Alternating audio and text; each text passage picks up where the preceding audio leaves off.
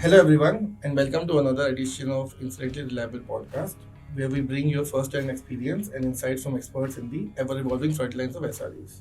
Today, we have Piyush Verma, who is co-founder and CTO at Last9, a startup aiming to solve cloud-native monitoring to modern site reliability teams.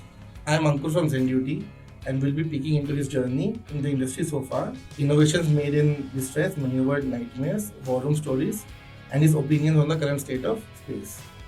Hi, Piyush. Hello. Yeah. So I can see that you have a long and diverse career, Piyush. You started with Awaaz.me and seminars, 15 years, more than 15 years, if I got it correctly. So can you talk about those experiences, how you started as Awaaz seminars, and how did you get into last time? I think the seed goes prior to that. Uh, I don't know if you remember egurukul.com. Yeah, I do. Oh, you do? Perfect. Yeah. All right. Oh, you're not young then. So, Means I have not used eGurukul, but I have seen. But you've because- heard of it, right? Yes, I have heard of it. So, there was this another jungly.com. Jungly Games, No, jungly.com. the one which changed to Amazon. Yes, Huh. that's correct. So, so that era of bazi.com, jungly.com, egurukul.com. Yeah. Right? And I saw their website. Okay. And this was the time where I was applying for a college admission, and I was very fascinated by computers. And but computers to us was like, okay, this is something which is made in foreign land. So it was this thing which was there. It's like cars, Yeah. space rockets. You see these things and they are far away from you. Mm-hmm. You can't touch them. When I say touch them, I think you can consume them, but the idea of their inception or their creation is far away from you. And I landed on this magazine and I saw this thing called egurukul.com. Okay. This doesn't look white. Jungly.com is not a white name. Hmm. This is a very much a desi name. And I saw this bunch of four boys. I mean, they're very old now, all of them. And I wrote to one of them, in fact, just because their journey had such an inspiration on me. And I saw them sitting and I say, okay, this is a startup. And like, wait, hang on. This thing that is in front of me right now is four people, Yeah. two people. That's it. Hmm. This is where the idea started. And they don't look old to me. Hmm. So clearly, it is not an old guy running this show. There's a young guy. It still hadn't reached me that this is doable, but it made it tangible. It made it reachable. When something is just out of your reach, you can still make an attempt for it. Hmm. But until that day, it was all things that you would never reach them. I think it started there. Now, when I was coming out of college, I was. And this was in? This was year 2002 when I was applying. Hmm. Now, when I came out of college, I was not a good student. Like I have this joke. I didn't graduate. My nose did because it barely made it through. Anyway, it's a long nose. So, you fall into a gang which has this weird thing where we realize education is not for us. Hmm. And because this education is not for us, but we have parents to answer to, and you're doing something because you're getting paid, which is our pocket money, we shall are answerable in some manner, and gradually kids around you, for your friends start. One of them will accidentally land onto a cool magazine. You will read it. It spirals, and all of us were very passionate about doing something. Okay. And this is not something we're born with. No, I wouldn't say that. When you land into a camaraderie, I think jealousy is the biggest motivator in life. When you see your friend like, he's getting the cool stuff. Now I must do the same. Monkey see, monkey do. So this was college. And coming out of it, I think none of us was appropriately suitable for an on-campus placement. Okay. And this was a good golden period of placement, 2006, 7, 8, right? yes, it was a good golden period of placement, and yet we could make it. So you can imagine how wonderful students we were, right? Yeah. And so each one of us landed into a startup, one way or the other. Hmm. Like I impersonated somebody, I pretended to be somebody else to land at this job at a startup, and because I was probably not going to get an employment elsewhere, and that is what brought us into the world of startups.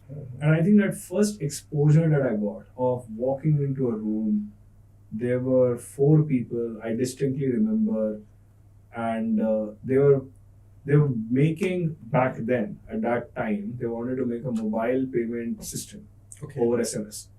Oh. And over SMS. This is year 2005 and 6, and before the 2008 crash happened. They were acquired as well, and I was a part of that journey. And this is which company? It was based out of Delhi. And the company name? Sapphire Mobile System Private Limited. A very weird name for what we did. The product was called Fire, PHIR. Yeah. But this, you must be selling this to telecom providers. No, right? I was doing nothing. I was just watching. As in the Sapphire one. Yes. So they were selling it to tying up with larger players, where you could get to the telcos, get to the banks, write those SMSC interactions.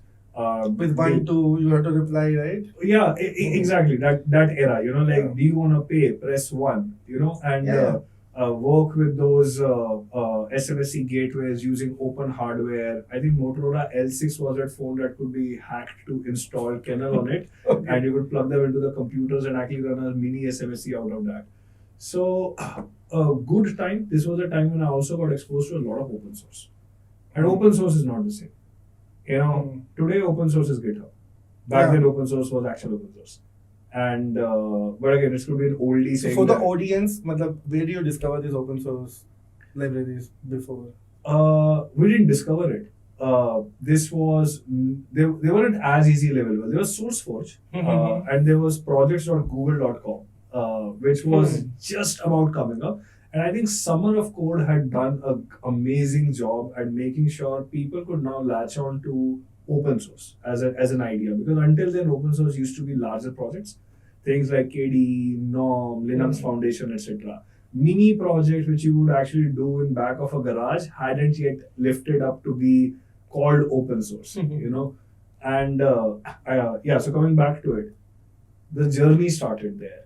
So the startup journey was not at Avaz or seminars. It actually started way back with Sapphire. And with that magazine photo of eGuru. So if I got it correctly, Sapphire made you believe that you can also do something by actually looking at those four guys from that room. Absolutely, yes. It made you believe that you don't need to actually have the graduation with people had. Totally. You can still do it. The confidence which they gave you. Totally. It was a series of these coincidences. Starting with running into the magazine, starting with running into those awesome friends, running into that room. It's a series of coincidences that happened right, which gave me somehow the belief that maybe I could also do this one day. Okay. And then how did you come across Avaz, or what made you actually start Avaz? I came to Bangalore. This was in year 2008 or 9. Okay. And so I used to be at home, and I was trying to build this. And my dad would come home and every day and ask me like, okay, show me what have you done. Like homework. Yeah, exactly. Like, what have you done? I got frustrated one day. I said, Papa, darji थोड़े ना हूँ कि आज साड़ी सिल दी, blouse सिल दिया, petticoat सिल दिया. Like, time लगता है. I got frustrated, so I came running to live with my brother here. Okay. So, yeah, and that is when the idea of really doing a startup was born. I met a guy, and we wanted to build audio, YouTube for audio. And the first thing that we wanted to build was public radio. Nice. Which eventually would become SoundCloud. We wanted people, what we saw happening with YouTube, we somehow believed that people had the attention for video. And, a lot of time you want to just listen to people talk while you're busy doing other things. And this is where that gave us that idea that, we should do something with audio. There are two ways to convince yourself. One is to tell yourself you're not smart. Two, you tell yourself you're ahead of time. I'll take the latter. So, before these Wowza media servers came about, there was this thing called Red 5, which was a media server, and you could basically use a Java applet and record it using the browser. And this was even before Flash had. This is before Flash had kicked off. I'm not even saying before Flash had died. This was around that time that we were dabbling with Symbian S60. S60 had just come out. Yeah. And they open sourced S60, right? When Nokia acquired Symbian. Right. Oh, this was S40 V3. Actually, it wasn't S60. It was S40 V3 that was actually that we were dabbling with, and we did a in-browser version. But again, cloud didn't exist back then, so having to do this at any scale, we hadn't planned for it. So from there, how did you get into cloud, or what did that journey look like? How did you got introduced to cloud? Behind every great moment is a failure. We were doing seminars, our startup. And this was right after hours. Yeah, right after hours. Like With the same person? No, different person. This is the same guy who was doing fire. And so we joined hands and he decided, you're the perfect candidate who does not believe in education. So you must educate the world. In classrooms, have you seen the guy who talks the most and made the class monitor? Something very similar. So we signed up Deepak Chopra, and it was a great moment for us because our startup we had good traction. We had signed up individual tutors and we weren't about formal education. We were soft skill training. Things that you would not study in a classroom, and bite-sized content that you could teach people. Again, I would like to believe I was ahead of time, but that's okay. So we were about to launch with Deepak Chopra, and I had no idea of how scale works. But this you were planning to distribute to cloud, right? This was launched on cloud. Because that was the only way we could have done it. With limited money, we had learned that there was this thing called Linode. There was AWS. Linode still exists. I think got acquired by Akamai recently. There was AWS had just come about. It was easy to just send and ship your stuff. I had a great exposure of system administration because in the first startup I was basically a sysad and I was doing nothing else. And Solaris Spark systems I was supposed to manage, and some automation. I got introduced to basic stuff like version control system using this thing called Track, and I was building test harnesses into it so that they could deploy, just to make lives easier. So there was prior exposure, I would say, but not at the scale at what I would call as, I'm a cloud expert or something. And elasticity to let go of that as a concept. I did not know what scale is. Scale to me was that 15-inch ruler that we get. So it's cool. So that was scale. So North Indian kids will get this joke. So when Deepak Chopra launched, there was an upsurge of traffic. And I think this was both the biggest celebrating and the unfortunate moment for me. Did it break anything? It did. Okay. It broke in front of my eyes. We were under provisioned. I did not know what was going on. So this is your first war room story, right? I did not even know it was called a war room. Yeah, but I do know that I was panicking and it felt like war, but a war where I had spoons and forks. So not even the right skill set. Were you the only one responsible for that, or you had a team? Well, I was the CTO, so technically all failures would report to me. Not people, failures report to me. So people were there, awesome. But they were expecting you to step in and tell. I think all of us was a good camaraderie. None of us was stepping. We were just staring at each other's blank faces, full of disappointment, because you don't want to see this. Like this moment where you really want to see those million requests, everybody signing in, like trying to use your platform. And we're all about making this live streaming where people could learn concurrently, etc. And our promises were shattered in front of us. And that is when was my first exposure to understand what goes behind this. Why is it a hard problem? And right after that, I learned the C10K problem. That 10,000 concurrent connections on a machine is a hard problem. I mean, these days it's not. But what was the scale you were running as in? What was you provisioned for and what kind of scale you got? I think I was provisioned for infinity, but in reality we were not. We were probably able to hold 400 odd concurrent connections. And this was the first time I understood the difference between throughput and concurrency. It's not the throughput that kills you, it's the concurrency that kills you. And it's surprising that a lot of people still don't get this. So did you get choked completely and the application crashed, or? Absolutely choked. Like that's what concurrency does, right? Like it brings everything to a halt and a grind where And it's a catch 22 because to make any changes, I have to restart. And I'm in a fear, blinded by observability, to not even know that is anybody even able to use the system. Now, I know newer folks cannot use the system, but what about the existing ones? Like those people who have already paid, should I cut out their access as well? And this lack of decision making ability, which stemmed from lack of not knowing what's going on, is what started my pursuit about promising myself that I'll never be blinded by what's going in my system again. And you could say that it kick-started my journey of what later I would identify as called being an SRE. And that was my first exposure to scale. Was there a term SRE back then, or you actually think it in a direction now that okay, that was a time? I mean, now when I go back and read the books of what were done by Google, I realized that this is called an SRE. It was system administrators who were rested with an awesome amount of authority and decision making and their ability to understand the system. It's like these are the people who in that moment have the decision making ability to influence business as well. And I'll tell you some stories about how SREs can actually be a very responsible job. It's not just a job of being of debugging something. It's a very responsible job because you hold the key to the dollar. Well, we can come to that, but let's come back to the story. So, how long that downtime was there, and what was the impact? How did you come out of it? I never came out of it. Okay, so what happened to? The company to? could never recover because one of our largest customers, and we were hinging a lot of our success on this. We had refused fundraisers because we wanted this to become that mega event. We wanted this to be the event where we ride high and say that hey, we got adoption on our side, and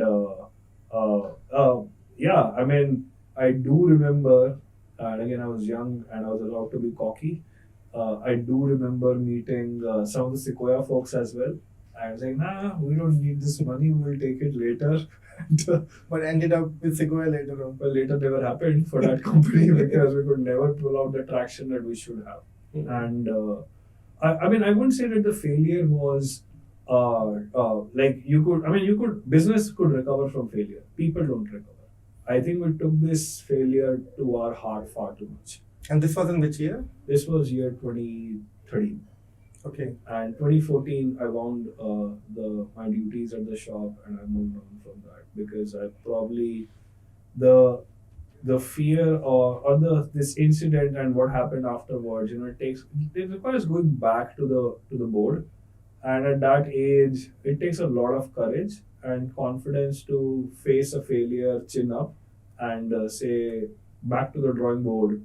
It doesn't come that naturally. Like you live in this aftermath or afterglow of what if, but then, it would have been this way. And we lack the endurance, we lack the perseverance, we lack the ability to grind through the failure. So we never recovered. The startup could not live to its potential. But would you say you actually took a great learning from there, and from there on you have focused on the SRE path, or? I would say I took on the SRE path, but clearly I started taking this very seriously. Okay. And I could no longer take this for granted. Like once burnt, twice shy, and once burnt 8 times shy after that. This will not be the reason why I should fail again. Like you said, you do not want to be in a space where you are blindsided, right? You don't want absolutely. To be. The worst mistakes are the one which you repeat, and I don't want to repeat this mistake. Not because of scale. So how do you prepare yourself to not be in that situation again? Because different the mistakes? system, all the different mistakes. Yeah. Because every system, like you must have worked in multiple companies after that, and you have handled different systems, right? Right. And every problem will be different, although it may land into the concurrency part. Correct. But you need to focus on one business case where this problem will be there, because every use case is different. How do you make sure that you are prepared for that? So this is a rabbit hole. reliability is not one switch, switch it on and now you're reliable. No, it is habits, Practice. discipline, Discipline, practice, yes. right? It is everything that leads up to that. As Gita says, it's not one thing, it's like 5 things. So it's very similar. Now, because I know this can happen, I'm overcautious at every stage, leading to that point. Starting with, I cannot at any point of time be okay with the fact that I don't know what's happening in the system. So observability improves. At no point of the time, I build non-hot reload systems. I must have an ability to interject in a system at the right point of time. 3, the ability to A/B or horizontally scale comes in. Most of these, by the way, qualify as over-engineering. Yes, but you may not want to start with that Correct. because it's like you're actually delaying your release or Right. GAs. Correct. And hence these other two which come in, which is really invest in good testability of systems. Most of the companies, if you got it right, they don't start the test practice even before they hit a certain number of Absolutely. scale, right? Like even till date, Yeah. so I have this thing where I will, like even till date, I pair program with some people occasionally, and I cannot stress enough on the need of TDD. And when I say TDD, I'm not saying unit test, behavior. It's basically behavior-driven development, and inject it as a part of your culture. If you do not do TDD, you are going to run into surprises. Now, TDD is more about functionality. TDD is not about scale, which means now you also have to learn the idea of staging. And these are the other two, as I said, of the 5. These 2 are really close to my heart, where you make sure that you just do not. I don't believe in this debug in production.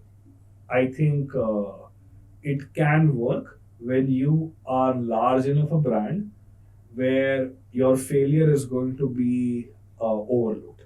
But if you are out there to prove to your customers that you are a reliable business, that you are a product that they can actually use and adopt, I don't think this Friday deploy is debug in production is a thing that most companies can afford.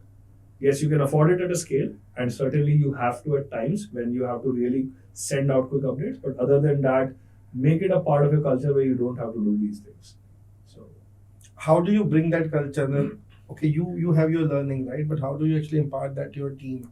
How do you tell them to follow these things to actually be reliable? Like site reliability is not comes from your website or the product, right? right. It comes from the person who is handling it.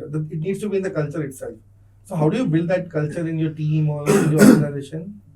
It is a very tricky thing because more often than not, Because it requires everyone either to build something which will never fail or be available whenever needed, right? asking a simple question, which is a fundamental question that we ask each other. And I've worked with the same set of people for a fairly long time. And like today morning itself, we were discussing this. You simply say that I refuse to wake up at 2 a.m. Do you? If you do, and you take full responsibility of it, your decisions. Okay. But if you make it my decision, where I'm responsible, I'm not going to wake up at 2 a.m. every single day. And I care for my sleep.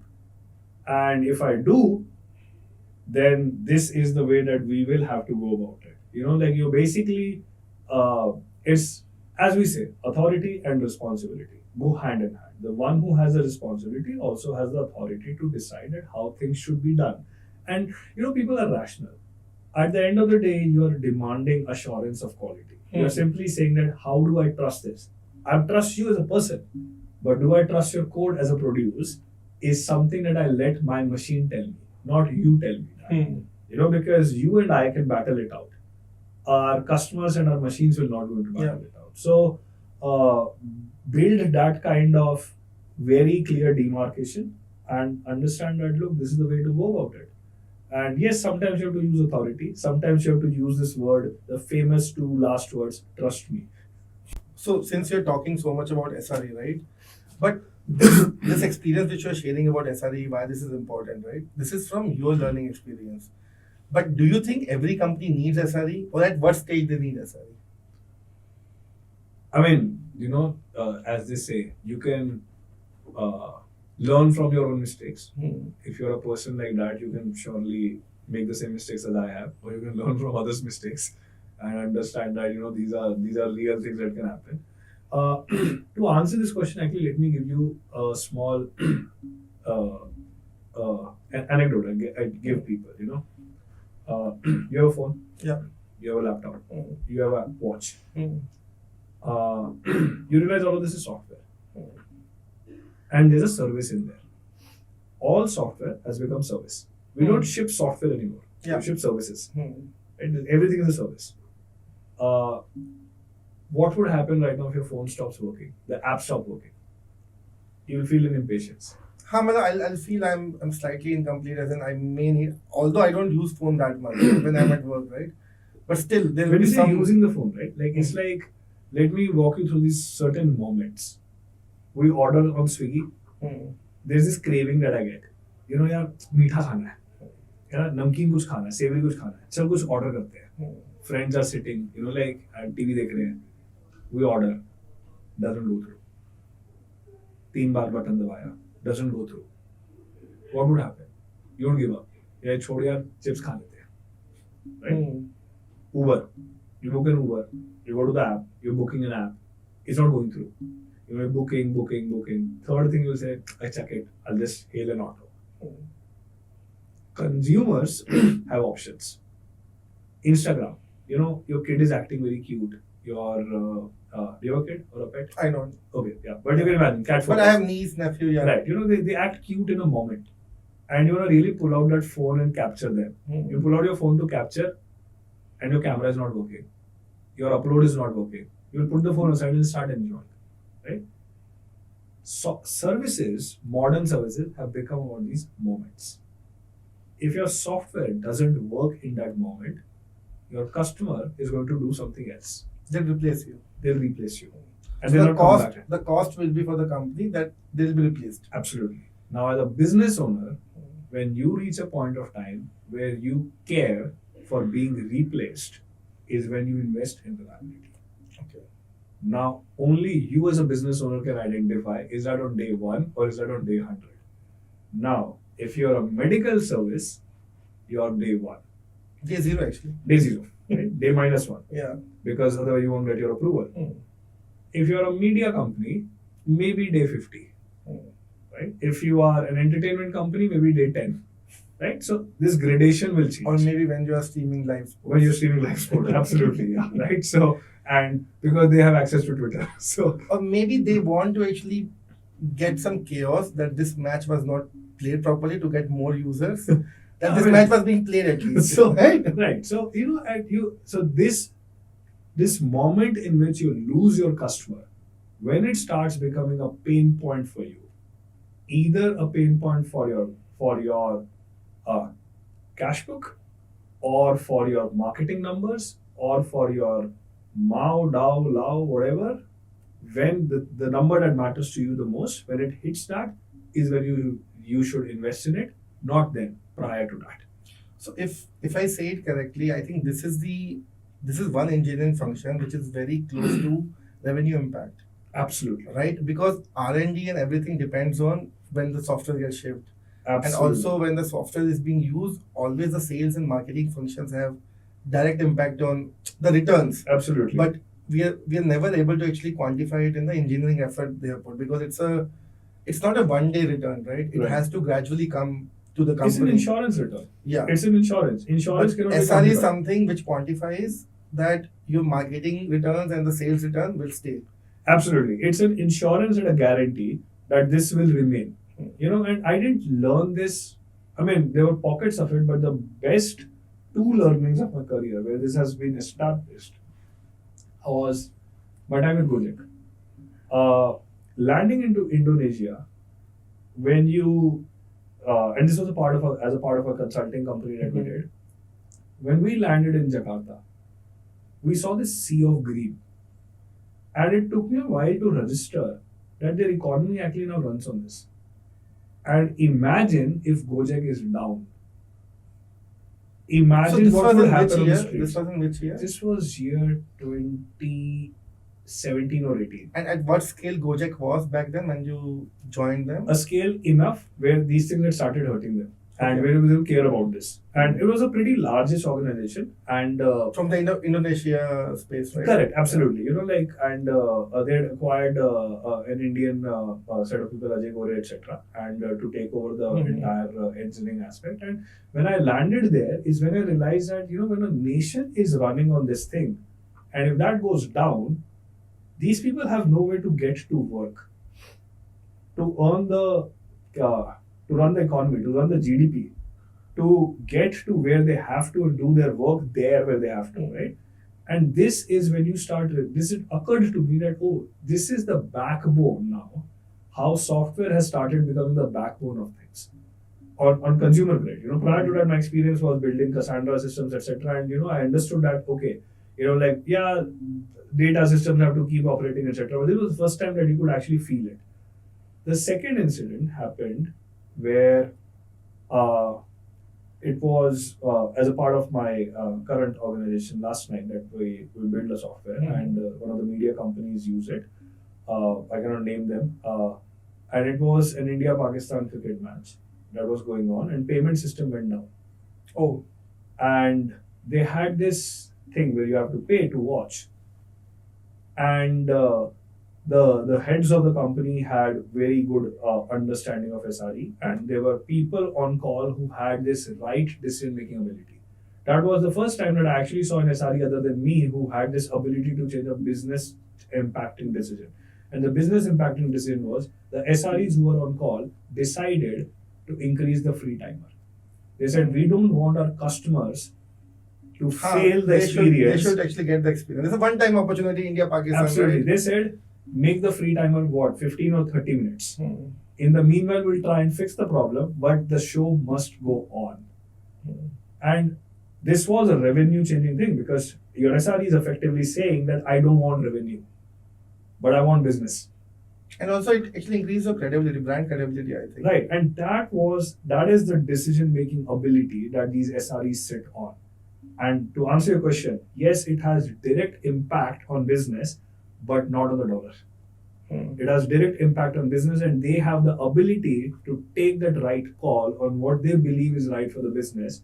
And hence, these are not some young folks. They are people who understand the impact of their decisioning. These are surgeons who have been deployed in a medical room, and when they do any procedure, they understand the repercussions of it, and they're willing to take the responsibility of it. I think you have answered one more question which I wanted to ask. Why do SRE gets paid so much? I think this is a perfect example. They're the top surgeons. Yeah. But to understand from the user or the listener perspective, right? What's the ladder, the career trajectory for SRE? How do they start as an SRE, and what's next for them? I'll give you my opinion on this one, and this is maybe from your experience also. Right? Yeah, I'll just tell you my opinion. SRE is not a function that you can train for. You cannot decide to be a surgeon after 15 years of your general doctor experience. It's about going deep in your craft. It's not about knowing more things. It's about knowing your things the best. And your mission. So it's not about being jack of all trades. Absolutely. It's about becoming perfect in what you do. It is about believing in your craft. And I think somewhere we're losing that, which is why you cannot have young engineers who are trained to be SREs. You cannot have that because this decision-making ability requires, it's a famous question. I write google.com in a browser and I press enter. Tell me what happens. You should be in a position to answer those kind of questions and have worked with that. Yeah. You need to understand what actually goes through when you're doing that. Right. Everything. You should be able to imagine the packet flowing. There's a visualization of it. The packet reaches a router. What's the router? There's a route table. There's a load balancer. There's a server. There's a get request. There's a port request. There's a header. You should be able to visualize all of this. Because only then you can quickly diagnose where does a problem seem to be happening, so that you can take the right decision to divert the right set of resources at that point. That, let me contain the problem here because I kind of suspect the problem is here. So there's a lot of intuition and judgment, And intuition and judgment is not read in a textbook. Heuristics can only be learned with experience. And where can they expect themselves to move forward? Matlab, okay, once they have done that and they have become SRE, they are inbuilt in that. What career path they can see? I guess an SRE can become a CTO and a founder. So maybe multiple times over. Clearly, when it's kind of an executive position, but very hands-on. And you can write, you should expect yourself to be a very highly effective CTO one day. I also believe the SRE will make a very effective CTO. Yes. But because, like you said, right, the principles, the groundwork which needs to be done, maybe we need more CTOs who have SRE experience so that they can build those softwares which are much more reliable. Absolutely. So that we don't have those experience where our marketing and sales team are spending so much effort in getting those customers. Right. And one principal mistake could lead to that loss. Right. I mean, I wish the world should not have seminars moments. Okay. I think you can talk about it. It's someone else is doing that. Okay. Because now in hindsight, you can actually take it as a joke because now what you have done after that. Tell me one thing. A lot of people talk about burnout as an SRE, right? Do you think it's there or it's part of life? This is a very serious one. I would say that. Or how do you manage work-life balance? Because SREs are always the ones who are experienced, right? So they have families, kids, right? Right. How do they manage work-life balance? Great question. I don't think you can have an ongoing work-life balance, and that's not possible because there's a thing called context. One of the most abused terms, context. But this is real. Which is also like I keep going back to these surgeons and doctors, right? The ones and the answer lies in what you do, Zenduty, on call. That's the answer. So the way to prevent a burnout is to have very effective on call and have rotations. That's the only way you're going to preserve. You need not only be the only person who knows everything. You need to actually build a team who knows everything, which you can rely on, and you can say, "I trust you." You must not be the only bowler in the team who knows reverse swing. Yeah, you gotta teach others as well. Yeah, so you need all rounders. I mean, or you need more like you. You cannot be the only person on call. Or the single person on which you cannot be that Atlas. What if the Atlas shrugs? Right? So it will keep coming crashing down, right? So you cannot have that. You will require an effective roster. And I'm throwing in these words because they are real. Because you want these people to not just stay on call. You want these people to go back into development. You want your SRE who was on call to take that entire experience back into the product because they understand where those weak points are. They understand where those fissures are. Remember as a kid, we had this story. There was this bank, there was a hole. So the kid pokes his finger into that dam because he knows that if I pull this finger out, the whole village will flood. SREs are those kids. They can go back and tell them, hey, here are the hole and the weak points. So that the product can actually fix them and engineering can actually fix them. So they are not just valuable to be on call, to be just, okay, I gotta fix these 4 things, these 2 things, and keep doing this over and over again. No, their knowledge has to go back into the product, into the engineering. Like, to make it tangible, hysterex, right? We say, circuit breaking. They know at what load do things break, hence the circuit breaker must be written to those heuristics. Direct, tangible transfer of engineering workload. The backlog got groomed by them. Okay, so now I think we had a discussion before, or actually I overheard a discussion with you.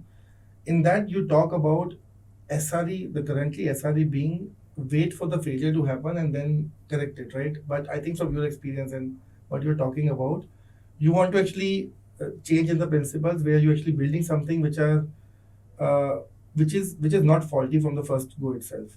Right. But you're actually trying to fill those holes from the get-go itself or avoid those holes being made, right? Do you think we'll ever have a software cycle which will be non-faulty? I wouldn't say non-faulty, but we're getting there. As software is becoming more and more consumer grade, when I say consumer grade, I'll give you an example. And this is an example that we use a lot to explain what we do. You know autonomous cars, self-driving cars, right? It had a journey. Hands off, Yeah, foot off, yeah. right? Eyes off. Highways only and not in the cities. Correct. Yes. Eyes off, and they're now completely autonomous. They've gone through that cycle. Another example, parallel example, aircraft, air surveillance systems. Radar versus missile takedown. Which one would you invest in more? Radars. Catch it early, before it enters your space. Because it may be too late.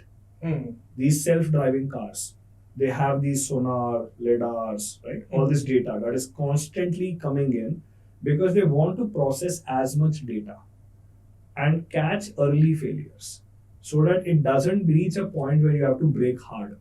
They are not making fastest brakes, the autonomous cars. They are making good surveillance systems.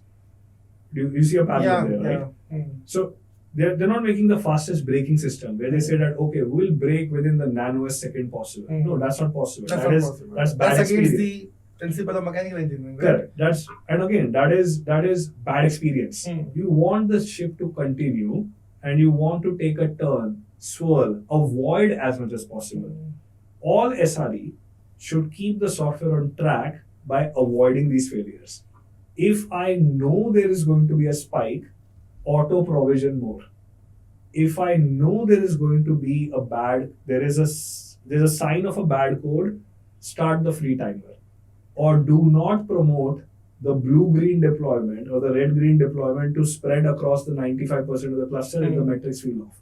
Invest more and more in early detection than in correction. Because correction is going to be manual. It's always going to be a unique decision.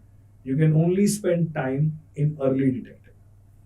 Okay, so you've talked about your previous experience now, and you have had a lot of learning, right? What are you doing these days? As in, how are you actually applying those learnings, and how are you actually making SRE better going forward? One thing I started doing is I try to get on podcasts to spread this knowledge better. So So now it comes to the owners of podcast who are podcasting to spread that, distribute it well, so they reach everyone. No, I mean, so the Last9 that we, at Last9, what we realized is a similar problem. The world has obviously made a lot of advancement in software observability. Like OpenTelemetry is a great project. But what we realized was the fundamental toolchain was broken. While we wanted to observe more and more, but the problems of scale of cardinality were left unaddressed. So while we're saying, hey, observe more, but our devices, our storage systems, our processing systems did not have that ability. It's like me telling these autonomous cars, capture every data. Here's an example I'll give. What do you think an autonomous car should have? A 4K camera or a webcam? Obviously 4K. 4K, right? Yeah. So you want more dimensionality. Yeah. You want more cardinality. You need to identify more objects. Exactly. Yeah. So for better observability, you want more. That means you want to have that better silicon as well. You want that better computation engine as well. So this entire toolchain has to evolve for the outcome of it. And this toolchain was absent. The toolchain was still old. And while we were asking people to become more and more observable, at the back end of it, these telemetry stores could not handle that cardinality at this 3 Vs. 3 Vs being velocity, volume, and variety of data. So we decided to tackle that problem head on. So what we built is at that price point. It can be that to save $1, you have spent 100. At that price point, we have built these high computation engines which allow you to send that telemetry data at very massively high cardinality. And we are saying billion scale. Send a metric which has billion cardinality and we'll help you get the answers behind it. We are a computation engine and our workflows help you get over that. So that's what we have been solving off it. You can talk about who are you starting with, who is your co-founder and how did you meet him? Nishant is my co-founder, and we've been. And why did you both ended up with this problem solver? What is his background? He was on the other end of the engineering spectrum. In the previous thing, like he was the engineering consumer, while I was the holding the reliability. And so while he has been on the side who understands the need of shipping reliable software. So he's somebody who understands that if engineering is not reliable, what impact can it have on business? Now, of course, like I was the go-to guy to say that okay, I will ship. Somebody's got to make it reliable at the back end, and so we played in tandem in past. I mean, we made a solid team, and we continue to be that solid team. So, as you're building Last9, right? How do you think observability have been coming along? How competitive it has become? I think the space is cutthroat right now. You know, like we have moved from building. There's a joke that we have. You know, like what do engineers do after an exit? They build observability companies. So, or something that falls in that same domain. And I mean, you and I are equally guilty of that. Become very competitive. There is, and when I say competitive, not in a bad way, because there's a need for it. You know, like because we have established that this thing has to be reliable. No longer software can live on the mercy of, oh, let's reboot this. You know, like lives depend on this, money depends on this, finances depend on this, people saving depend on this. You know, with so much decisioning in real time which is being dependent on this, it has to work now. It has to be more reliable than humans, not the other way around. And so there's a very open market. At one place we got the giants of the Datadogs and the New Relics, and on the other side we have the open source toolchain. You know, when I say that either you can buy your furniture ready-made, which is very expensive, or every time you're actually assembling an IKEA chair when somebody comes. You know, like this is also painful, and you can only have so many kidneys to sell in an organization. And then there's a large gulf in the middle where companies are spawning, right? Companies like yours, mine, etc., and you know, a lot of us, which are trying to solve this problem to democratize. What are we doing effectively? What is observability at the core? You do incident management. I do telemetry store. What are we trying to do? We are saying we want to democratize knowledge and decision making. We want to make decision making ability cheaper. When I say cheap, not price point. Cheap both has toil and effort and cost behind it. That's effectively. Learning from mistakes should be easy, and asking questions should be easy. That is effectively what we are doing. Knowledge democratization. This can only benefit as more and more operators are actually trying to operate. And I think here is a wedge, shamelessly, because it's a very Gen AI term, Gen Z term, AI can actually solve a little. You know, like all this, and when I say AI can solve it, I mean, I'm using a blanket term here, but effectively what I mean to say is collective knowledge can help. So do you think AI will play a part in that, since we are collecting a lot of data and we're trying to build a knowledge base or maybe a learning, right? Absolutely. Like incidents should not be repeated. Yes. This is on you. Telemetry. And that's how you'll be able to build a culture which is not blameless, right? Absolutely. Best observability should not be too hard to achieve. When you build an application, it should be easy to go from 0 to 60 of being observable. That's on me. And all of this is fundamentally baked knowledge behind years of our experience. And we can only leverage on, let's not call it AI, let's call it best practices have to surface. And what we have found is that most of these newer initiatives are an ability to take best practices of the industry and make it easier. You know, where I don't have to figure out from my own mistakes. You know, like because life's too short to make all mistakes by yourself. You can learn from what has been done already. So I think that's where a real potential is going forward. So it's a long journey which you had, right? You have seen a lot of failures, like you said, right? And I like to believe you have seen a lot of success also, and you have a lot of learnings which you are applying in the right direction. Any boredom stories which are very interesting? You don't need to name the company, right? But any good boredom stories which you have come across? I'll tell you a funny which one. actually made you learn a lot, right? I can give two. Okay, yeah, we have time. One will be a funny one, and the other is a very serious one. And this is kind of a deep technical one. So we were at yeah. Let me tell you the funny one actually, and so we used to have this system of deployment of a bank software, and like we would have the new application. And while I speak of these, right, that I say you must have well-tested code, you must have a lot of TDD, you must have a lot of staging, and all of this is great. How do you ensure it? How do you enforce it?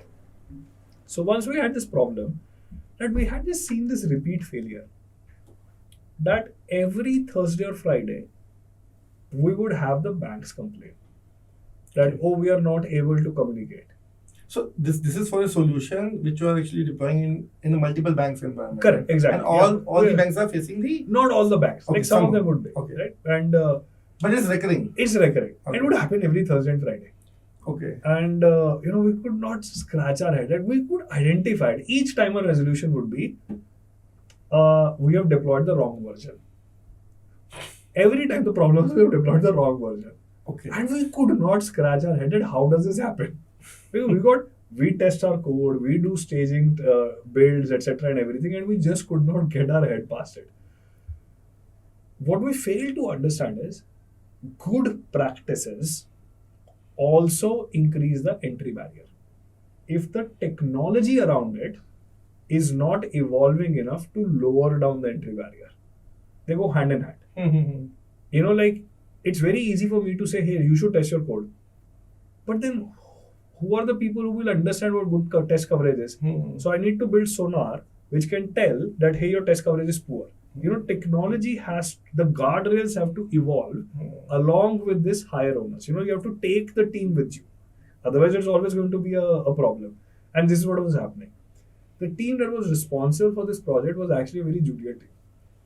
So they didn't understand the need of all these processes. So they were very trigger happy. So every war room would result in the same isolation. Okay. That the 10th time it happened, we almost could bet our money on the fact that this is the wrong version deployed. Now came the question, how do we prevent this? So this was a human error, right? Oh, not a system error. I think all errors are human errors most of the times. Here's a joke that I say. The problem is always between the table and the chair. So let me move myself. Yeah. So the solution to this in that war room was an amazing one. So we actually built an OTP system. Okay. So I know where you're going with this. So there will be 2 QR codes, okay, which will be distributed. One to the release manager, to the other to the engineering manager. And those 2 have to concatenate. Only then the deployment would happen. So we sat overnight and we actually built a SSH plugin, which would require this system to actually have that OTP from both the engineering management team and the release team. Now, why the release team? Because did they communicate with the customer? Because prior to this, we came out with a checklist. Everybody goes through that. And I realized that checklists are the easily gamified system. Like we had built this checklist where we had built this questionnaire. And like when we asked, hey, did you ask for approval? Do you have a test link, etc.? And it was a very good system. Only a couple of months later, we realized people had gamified it because they had identified a loophole. That if they had chosen, is your system synchronous or asynchronous, they pick up the path of asynchronous, the system asks for less questions. So, so this is one war room story that I actually remember was a very, it was a hilarious one. Like the direct impact, banks blaming us, money being lost, but in hindsight, very funny because, you can't... I am not sure if you were able to communicate that to the banks. No. They are still wondering what happens. Where we just say, oh, we have improved and strengthened our processes. So, by the way, I hate those RCs. Most RCs always end with, we will be more cautious. I think they're the least tangible ones. It can never result in an action. It has to be a more meatier, tangible thing outcome. So this was one funny one. One funny one that I actually remember. Like it was very hilarious because we could just not stop laughing at ourselves. So we're building software just so that we can have OTP. So And the serious one? The serious one was actually a disaster, and I mean, one I told you. Yeah, seminar. Yeah, but I won't take that one. I'll tell you another one. And this was a real hard one. It's HCD, right? Like the consensus thing. So you're using HCD to store state for some transactions. And what we hadn't figured was, and we had this sync mechanism of state. So we had basically data that used to replicate in transactions, and these were the ledgers that would sync across the cluster. And we had this HCD, and this was an air gap system. And when I say air gap system, I mean there's no connectivity with the internet and very limited. Like only to do a deploy, no port 22, only a management port, etc. And a very tightly locked environment. And we were about to do an upgrade and launch, and we realized that the data has been wiped clean from our cluster. Okay, that's the state data. The state. Oh. The state is gone. And we couldn't understand. And this was just before a release? Just before a release. A countrywide launch. Okay. It took us 70 hours non-stop. We didn't sleep. So this was a real war room where you... We were in data center. Like half our team was actually in a data center and half my team was actually next to this farm of computers. And we're connecting over phone call like, क्या दिख रहा है? हाँ ठीक है, light जल रहा है. So we had to delay entire team's outbound flight twice over because we would not know when it would end. So first we booked it for the other day. War room is still going on. Tell the team to actually book it for another day. War room is still going on another day. So we had to book 3 rebookings of the entire team's flight out because we couldn't figure out the problem. What it turned out was, eventually what we realized was, because it's an air gap system, time clock had not synced. One of the clusters was running behind, and every time it would come back, it would come out with blank state of data. It would start accepting request, which was not in the cluster. It would go up, but because it was behind, it would go down again. So it will take with itself the data. So what left on the cluster was actually no data, and this one node which would come back and again was flapping at the data. So this was a very, very hard one. That really and I think that 70 hours, we don't know what happened in the flight for the next 13 hours. We were dead. And this was... I believe, was sleepless. Sleepless, 70 hours. There are 11 people who are awake. And it costed us a bomb of money. Imagine 11 people, we have to reschedule flights. You're delaying a country launch because at that time, Jakarta had Asian Games. So there was a lockdown on the data center. So we could only release it after the lockdown was was done. So this costed us 2 months of project delay, a lot of money, and so SRE going wrong directly impacting money line as well. And so that was one of the most interesting war rooms that I've been. Just a different question, right? Like these war room stories happen, right? And you always come out with, as in when you pinpoint the problem, right? What kind of culture do you work on? As in the blameless culture, or do you want to actually tell the person who did it or try to calm down? Because it will actually demoralize them who actually caused the problem. Right? How do you build a culture where there's no blameless? Because this is a stressful environment, right? I think as a leader, you have to take on all failure. You have to be answerable. As a leader, you are answerable. But in the hindsight, the person who's working on it, right? How do you make sure they are motivated and they don't get demoralized because it was their mistake, right? I'll be honest that this is an art that I'm learning over the years. And I think this confession is going on record. But I share it with your team. Yeah. So I think this you learn over time. How to detach yourself from the problem. Being able to take one on the chin, being able to celebrate loss, failure, is an art that you learn over time. is an art because early on you take failures too personally. Like, and especially coming from background like seminars where like the fear of failure is far too much because you've seen a business going down altogether, right? And dreams vanishing with it. You, of course, there are hard moments. There are very tough moments that go into that period. Where of course you're not being blameful, but you're also being very how do you say uh, uh, mission critical, for a lack of a better word, right? Like you're like basically scissors, pliers, oxygen. Like because your hands have to become stable. I think what you tell your people is that the tougher it gets, the stabler your hand becomes. You are designed for failures. How do you stay calm towards the problem as every passing minute? Because sleepless, your decision making ability is anyway impaired. You can't see, you can't think much. It takes thrice the effort to stay objective to that problem. And being able to quickly think, you're brain fatigued, you're tired, but yet you have to keep thinking. And this can only be done in very good apprenticeship. So you build a very good camaraderie with the team.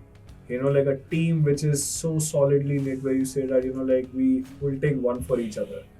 Sometimes you'll find people who really follow that camaraderie. I think I've been very lucky to have people like this. I've worked with a lot of people like this, and we still, like most of them actually become entrepreneurs.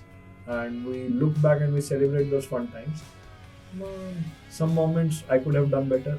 Some moments they could have done better. It's all a learning.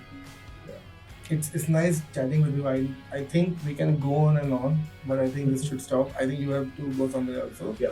So just to close this, Last9 is an advanced cloud-native monitoring solution used by companies like Ripple and Atlant to make the system more observable and scalable. Do check them out and see you all for our next episode.